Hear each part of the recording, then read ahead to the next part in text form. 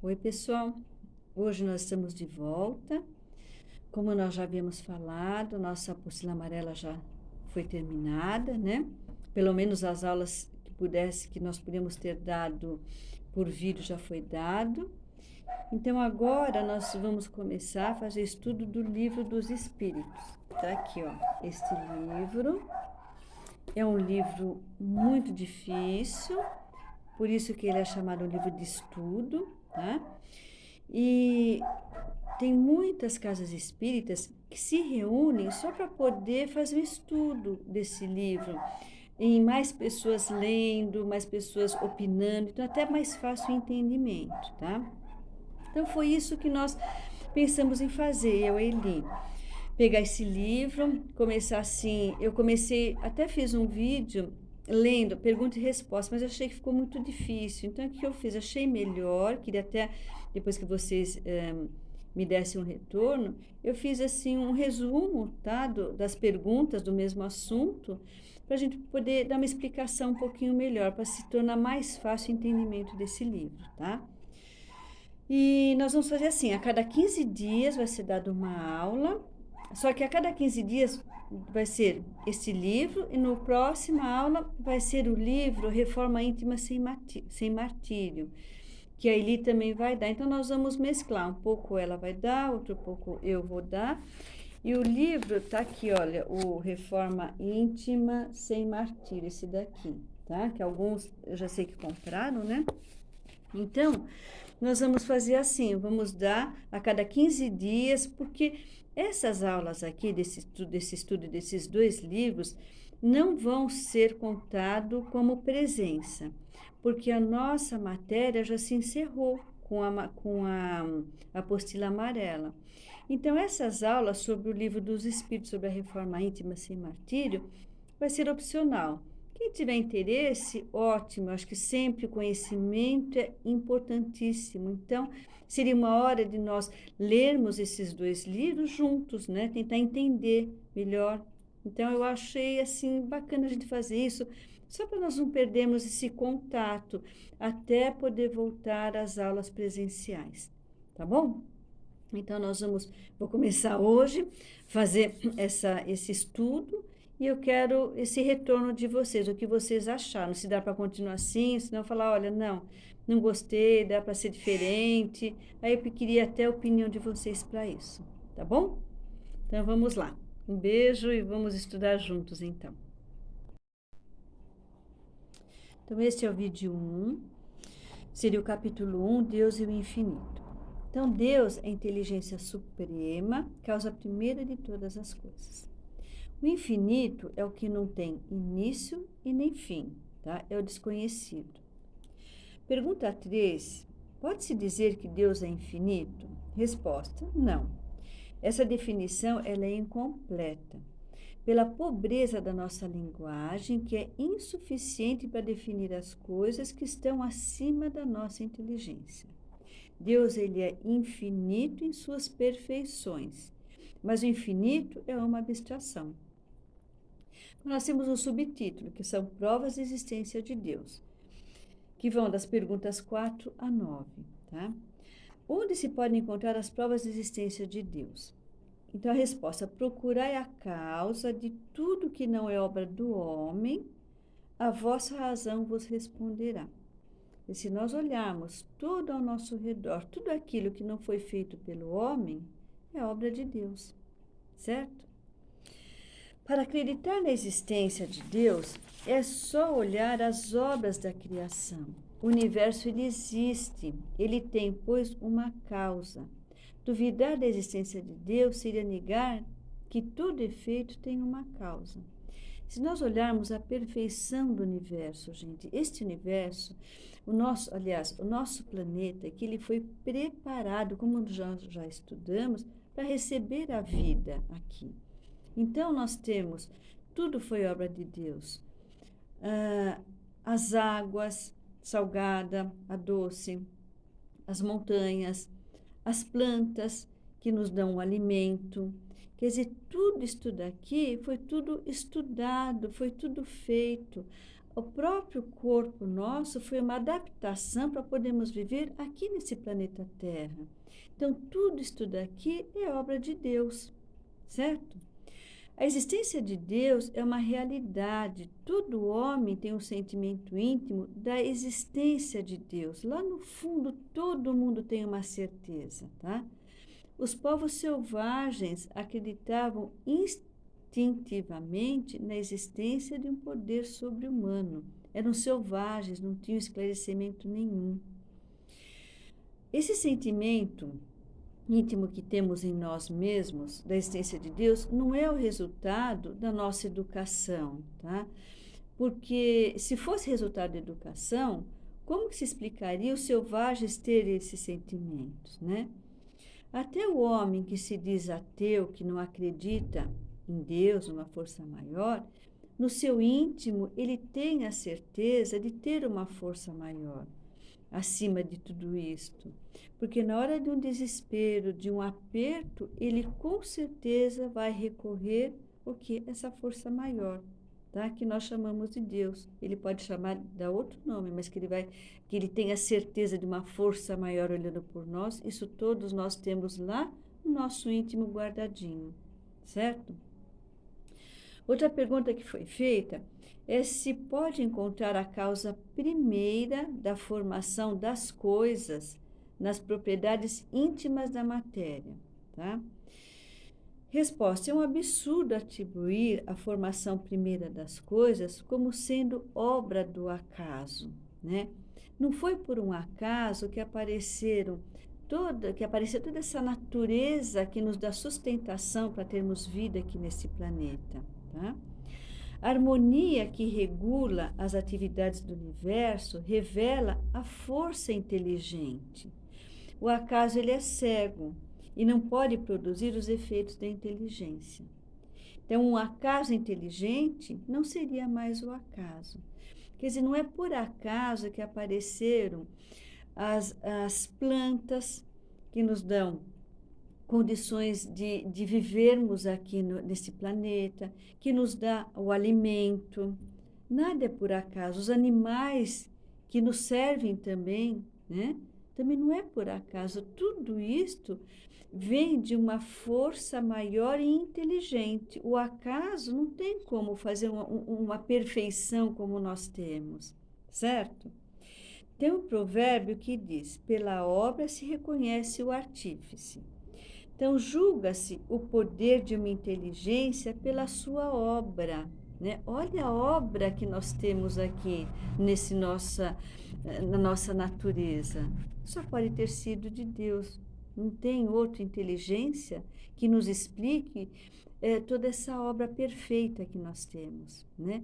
Até o nosso corpo é uma perfeição, gente. É uma máquina tão perfeita, trabalha tudo tão juntinho. O que é isso? É uma obra de Deus também, né? Essa perfeição não é o acaso que fez, certo?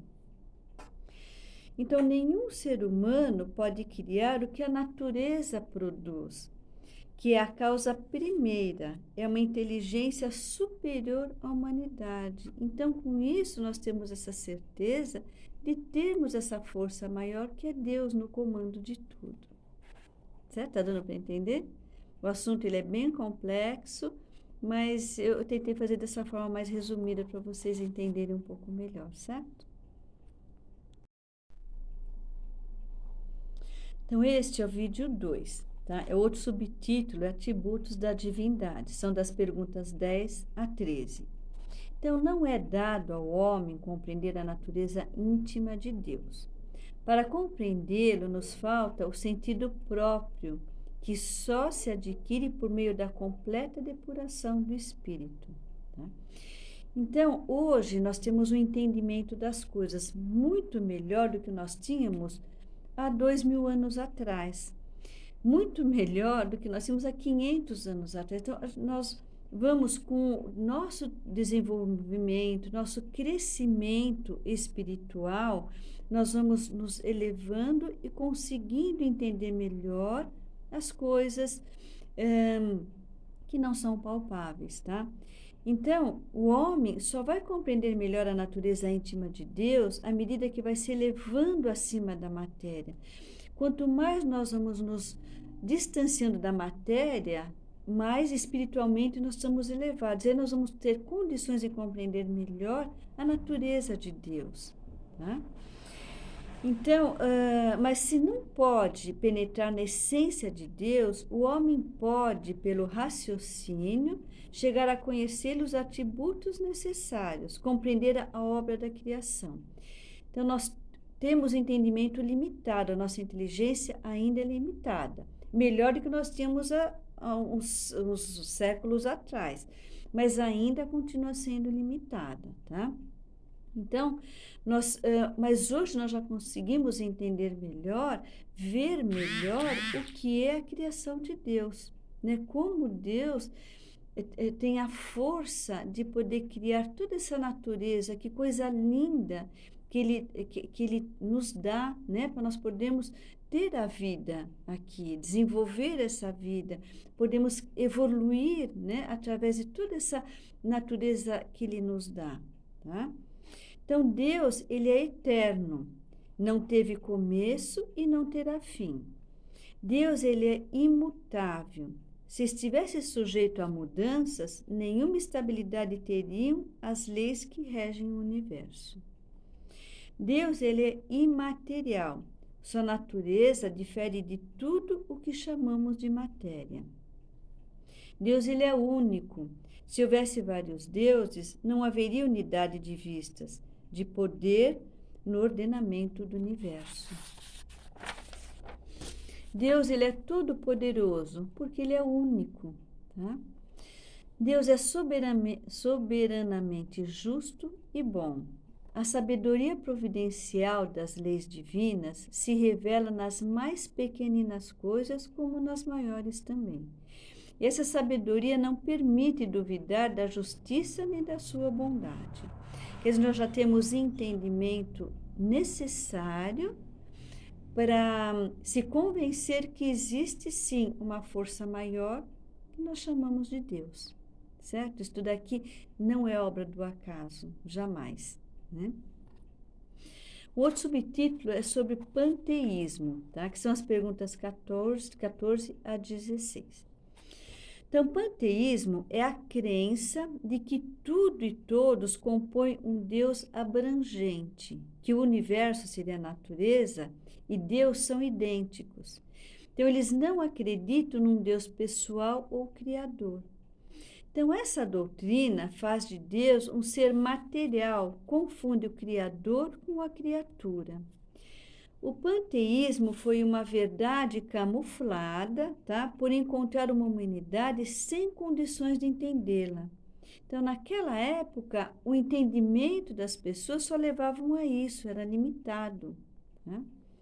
Então, agora, hoje nós estamos comungando com ideias mais puras sobre a divindade e a vida. Por isso, nós cremos na unidade de Deus, na sua justiça, cheia de misericórdia e de amor. Como eu já falei, conforme a nossa evolução, nós temos condições de entendermos melhor essa criação, que é a criação de Deus. Então, hoje, estamos bem mais evoluídos do que lá na Idade da Pedra, lá naqueles tempos passados. Hoje, nós temos um entendimento bem melhor, a ponto de já nos termos mostrado essa nova realidade, certo? Então, este é o vídeo 3. Seria o capítulo 2, Elementos Gerais do Universo. Conhecimento dos princípios das coisas. Pergunta 17 a 20. É dado ao homem conhecer o princípio das coisas? Resposta: não. Deus não permite que tudo seja revelado ao homem neste mundo. Nós temos inteligência limitada. O véu ele se levanta para o homem à medida que se depura, que vai se elevando espiritualmente. Conforme nós nos distanciamos da matéria, nós vamos crescendo espiritualmente, aí sim nós vamos ter entendimento mais ampliado, tá? A ciência nos foi dada para o nosso adiantamento em todos os campos, tá? Realmente a ciência ajuda muito no nosso crescimento material, ajuda demais, é muitíssimo importante a ciência para nós, tá? Mas o homem, ele não pode ultrapassar os limites fixados por Deus. Então, nós temos um limite, a ciência pode chegar até um certo ponto. Passou daquele ponto, é brecado, porque nós não temos autorização para ir além do que Deus do que foi fixado, tá? Então, se Deus julgar útil, ele até pode revelar o que a ciência não consegue aprender. Então, se for para o bem da humanidade, ele pode sim nos revelarmos através de comunicações que o homem vai adquirindo, tá? Dentro de certos limites, o conhecimento do seu passado e do seu futuro. Então, se for para o nosso benefício, vai ser aberto algumas coisas sim, tá? Senão, nós vamos continuar naquele limite fixado por Deus. Agora tem outro subtítulo, Espírito e Matéria, perguntas 21 a 28. Pergunta 21, a matéria existe desde o princípio como Deus? Ou foi criada por ele em determinado momento? Resposta, só Deus o sabe. A matéria, ela também existe em estado que nós não conhecemos, tá? Pode ser, por exemplo, tão etérea e sutil que não a percebemos, entretanto, ela é matéria, tá? Então, a matéria, ela é o laço que retém o espírito, é o instrumento que o espírito se serve para exercer a sua ação. Quer dizer, o espírito só pode exercer uma ação através da matéria, tá? Então, pode-se dizer que a matéria é o agente, é o meio do qual atua o espírito. Então, essa união ela é necessária para nós porque não temos como perceber o espírito sem a matéria. Então, nossos sentidos não são aptos para isso, tá? Aí tem a pergunta 23, o que é o espírito? É o princípio inteligente do universo. O espírito, na nossa linguagem, ele não é fácil de ser analisado, porque o espírito não é uma coisa palpável, nós não vemos o espírito, então fica difícil até para poder analisar, né? Até para poder falar sobre ele. Tirando os médios videntes, né, a grande maioria não vê os espíritos, tá? Então, podemos dizer que existem dois elementos gerais do universo, a matéria e o espírito. E, acima de tudo, Deus, que é o Criador, é o Pai de todas as coisas.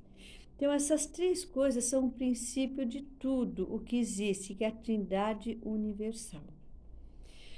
Que seria o quê? A matéria, o espírito e, acima deles, Deus, tá?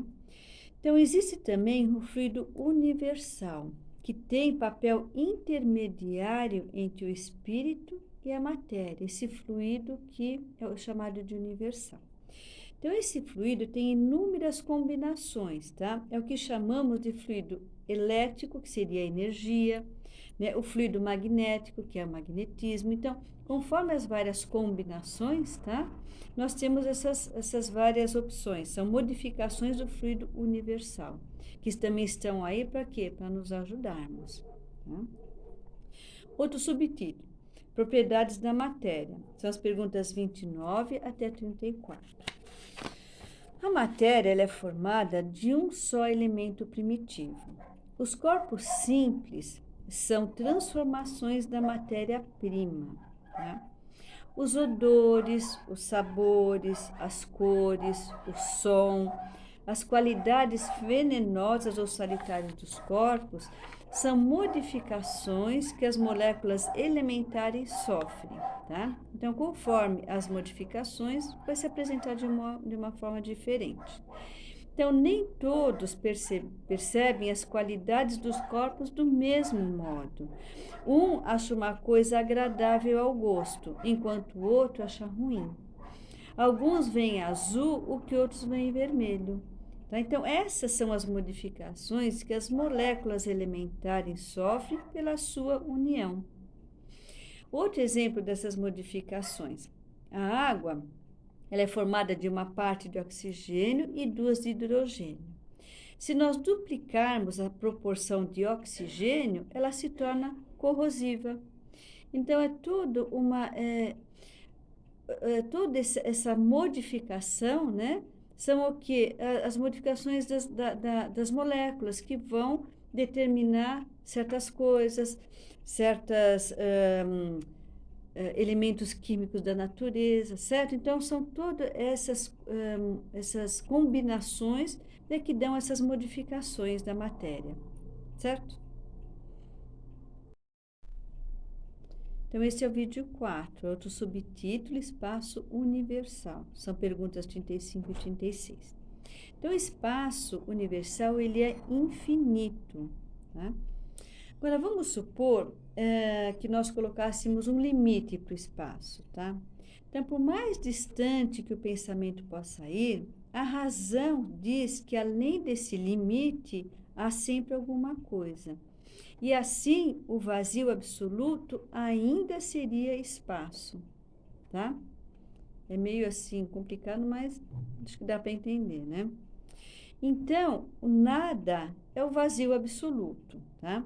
O que parece vazio para nós, ele está ocupado por uma matéria que escapa aos nossos sentidos e aos nossos instrumentos.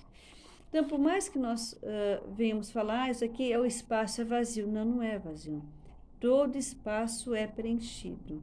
Só que nós não conseguimos enxergar e nem os instrumentos que nós temos hoje também nos leva a ver o que existe.